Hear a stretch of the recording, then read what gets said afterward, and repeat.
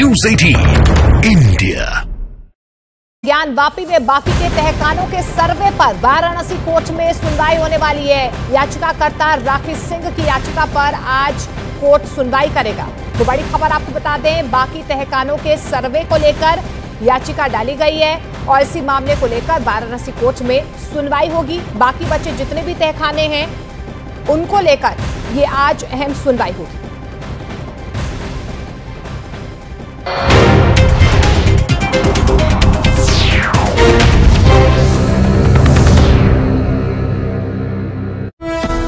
जो करीब 27 साल में पूरा हो सका।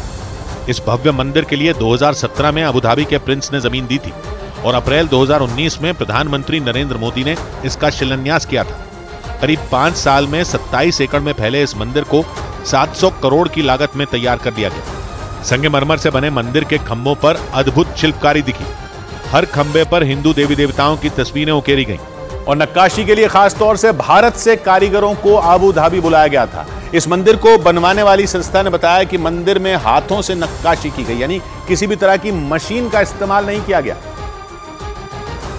और इसकी झलक पूरे मंदिर में जगह जगह दिखाई दी। पश्चिम एशिया में हिंदुओं का यह सबसे बड़ा मंदिर है। इस मंदिर की ऊंचाई 180 फीट है, जबकि मंदिर की लंबाई 262 फीट है। मंदिर को कुछ इस तरह से बनाया गया है कि इसमें एक साथ 10,000 लोग पूजा पाठ कर सकेंगे।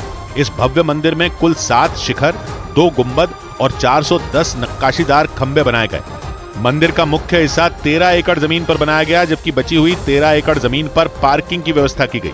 अबू धाबी में इस मंदिर के निर्माण में राजस्थान के जयपुर के 15,000 टन गुलाबी पत्थरों का इस्तेमाल किया गया, जबकि करीब 18 लाख ईंटें भी लगाई गई। उधर बड़ी खबर आई किसान आंदोलन से जुड़ी। दिल्ली जाने की जिद पर अड़े किसानों और केंद्र सरकार के बीच चंडीगढ़ में शाम 5 बजे तीसरी मीटिंग होगी। पंजाब के पटियाला में किसान नेता जगजीत सिंह डल्लेवाल और सरवण पंढेर ने इसकी जानकारी दी। बताया गया कि इस मीटिंग में केंद्रीय कृषि मंत्री अर्जुन मुंडा के अलावा पीयूष गोयल और नित्यानंद राय भी मौजूद रहेंगे, क्योंकि वीडियो कॉन्फ्रेंसिंग के जरिए किसान नेताओं और केंद्रीय मंत्रियों के बीच मीटिंग बेनतीजा रही। इसीलिए लंबी बातचीत के लिए किसानों को चंडीगढ़ बुलाया गया। उम्मीद ये की जा रही है कि इस मीटिंग में किसान और सरकार के बीच समझौता हो जाएगा, लेकिन अगर बात नहीं बनी तो किसानों का यह आंदोलन जारी रह सकता है। आंदोलन के दूसरे दिन भी पंजाब और हरियाणा के बीच मौजूद शंभू बॉर्डर पर प्रदर्शनकारी किसानों और पुलिस के बीच जोरदार भिड़ंत हुई। प्रदर्शनकारियों को हरियाणा की सीमा में घुसने से रोकने के लिए पुलिस ने उन पर एक के बाद एक आंसू गैस के कई गोले छोड़े और उसकी वजह से पंजाब की तरफ शंभू बॉर्डर पर प्रदर्शन कर रहे किसानों के बीच भगदड़ मच गई, क्योंकि आसमान से गिरने वाले आंसू गैस के गोले न सिर्फ जोरदार आवाज के साथ फटे, बल्कि उनसे बेहिसाब धुआं भी निकला। इसी वजह से किसान बचने के लिए वहां से भागते नजर आए। शंभू बॉर्डर पर हो रहे बवाल की जो तस्वीरें सामने आई, उनमें आसमान से किसानों पर आंसू गैस के गोले बरसते दिखे। मशीन की रेंज कम पड़ी तो पुलिस ने ड्रोन से आंसू गैस के गोले गिराए, लेकिन इस बार किसानों ने भी पुलिस के इस एक्शन से निपटने की पूरी तैयारी कर रखी थी। वहां से आई एक तस्वीर में आंसू गैस के गोले गिरने के बाद किसान उन पर गीली बोरियां फेंकते दिखाई दिए। इस दौरान आंसू गैस से बचने के लिए किसान मुंह पर कपड़ा बांधे रहे। यही नहीं, जब पुलिस ने उन पर वाटर कैनन का इस्तेमाल किया तो किसानों ने भी पुलिस वालों पर पानी की बौछार शुरू कर दी। बताया गया कि शंभू बॉर्डर पर 5,000 से ज्यादा किसान इकट्ठा हुए, जो किसी भी कीमत पर दिल्ली जाने की जिद पर अड़े रहे। इसीलिए हरियाणा पुलिस ने उन्हें रोकने के लिए शंभू बॉर्डर पर अपनी पूरी ताकत झोंक दी। लेकिन इसके बाद भी किसान अपनी जिद छोड़ने के लिए तैयार नहीं। और तो और शंभू बॉर्डर पर किसानों ने पुलिस की तरफ से आंसू गैस के गोले गिराने के लिए इस्तेमाल किए जा रहे ड्रोन को पतंग उड़ाकर गिराने की भी कोशिश की। मतलब किसानों ने पतंग को ही अपना हथियार बना लिया। इसका एक वीडियो सामने आया और उस वीडियो में आसमान में उड़ रहे ड्रोन के पास एक पतंग उड़ती नजर आई, क्योंकि वो ड्रोन किसानों की भीड़ को तितर बितर करने के लिए आंसू गैस के गोले गिराने की फिराक में था। लेकिन जैसे ही वो भीड़ के ऊपर पहुंचा, एक पतंग उसके आसपास मंडराने लगी।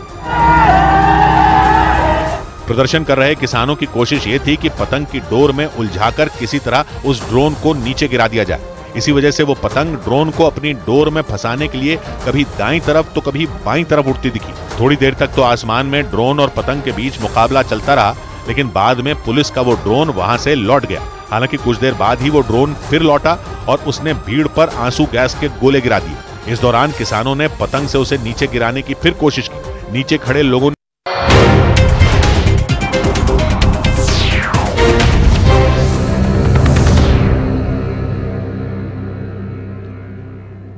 और बड़ी खबर आपको बता दें, बीजेपी अध्यक्ष जेपी नड्डा गुजरात से राज्यसभा जाएंगे। अहमदाबाद में जेपी नड्डा आज दोपहर राज्यसभा के लिए नामांकन करने जा रहे हैं। तो आपको बता दें, बड़ी खबर आपको बता दें, बीजेपी लगातार राज्यसभा चुनावों के लिए उम्मीदवारों की सूची जारी कर रही है। इस बीच गुजरात से जेपी नड्डा राज्यसभा जाएंगे। अहमदाबाद में आज जेपी नड्डा दोपहर में राज्यसभा के लिए नामांकन करेंगे।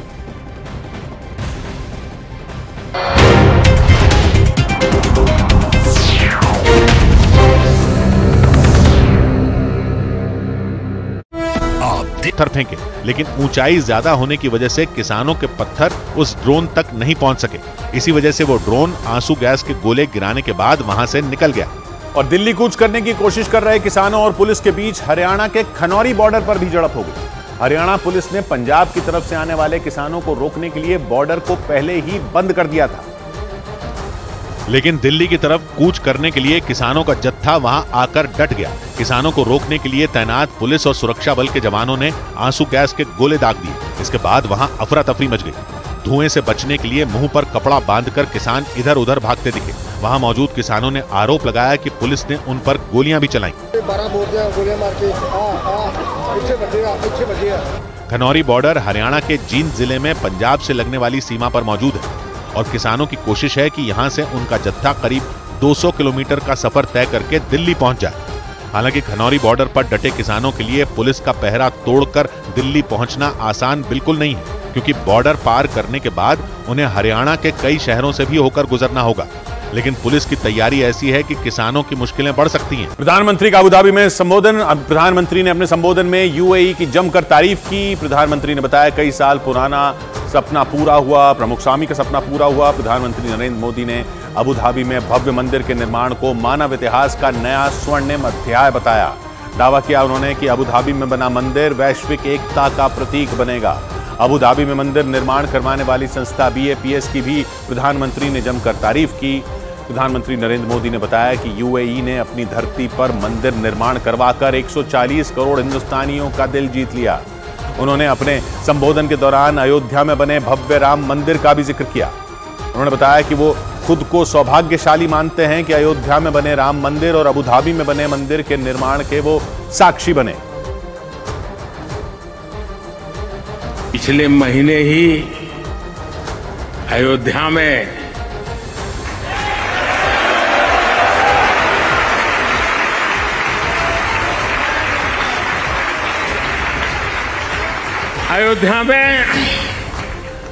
भव्य राम मंदिर का सदियों पुराना सपना पूरा हुआ है।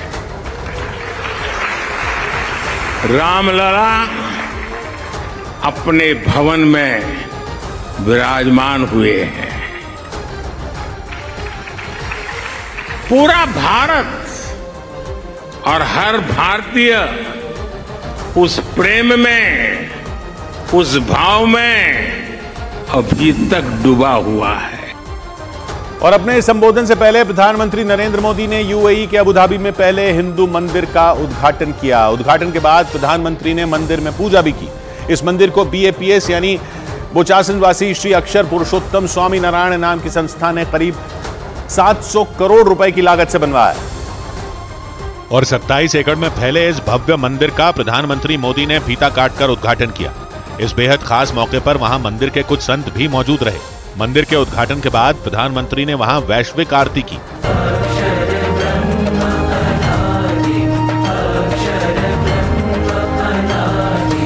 इसे वैश्विक आरती इसलिए कहा गया क्योंकि इसी समय पर यूएई के अबुधाबी के साथ साथ भारत और दूसरे देशों के BAPS यानी बोचासनवासी श्री अक्षर पुरुषोत्तम स्वामीनारायण संस्था के मंदिरों में भी आरती की गई। बाद में प्रधानमंत्री ने मंदिर में मौजूद अलग अलग देवी देवताओं की पूजा भी की। इससे पहले मंदिर पहुंचने के बाद BAPS संस्था के संत और स्वामी ईश्वर चरण दास ने उनका जोरदार स्वागत किया। इसके बाद प्रधानमंत्री मोदी ने पूरे मंदिर परिसर का जायजा लिया। वो वॉल ऑफ हार्मनी के सामने कई अधिकारियों और संतों से भी मिले। वॉल ऑफ हार्मनी यूएई की सबसे बड़ी 3D प्रिंटेड दीवार है जो 45 मीटर लंबी और 4.5 मीटर ऊंची है। इस दीवार पर दुनिया के 26 स्मारकों को दिखाया गया है। वैश्विक आरती में शामिल